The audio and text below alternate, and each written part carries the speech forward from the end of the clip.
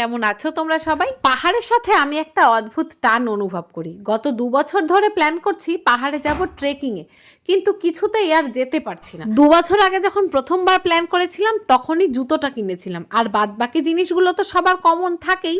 3-4 বার হয়ে গেল ব্যাগের ভেতর জিনিসগুলো ভরছি আর বের করছি। আসলে ট্রেকিং এ যাব, হেঁটে হেঁটে পাহাড়ে উঠবো, এই বিরাট বস্তাটা ঘাড়ে নিয়ে ওঠাই তো মুশকিল। নিজের দেহ নিয়ে ফেরত আসতে পারলেই বিশ্বাস। অনেক চিন্তা ভাবনা করে, অনেক ক্যালকুলেশন করে তারপরে খুবই অল্প সংখ্যক জামা কাপড় নিচ্ছি। ব্যাগের মধ্যে এই সব খাবার দাবারও ভরতে হবে।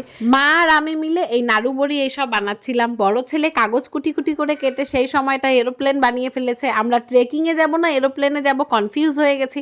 ছোট ছেলে বাসনপত্র ব্যাগের মধ্যে প্যাক করে ফেলেছে, সেও বোধহয় যাবে আমার সঙ্গে ট্রেকিং এ, বুঝতে পারছি না ঠিক। আর এদিকে বাচ্চার বাবা, পরের জায়গা পরের জমি ঘর বানাইয়া আমি রই, আমি তো এই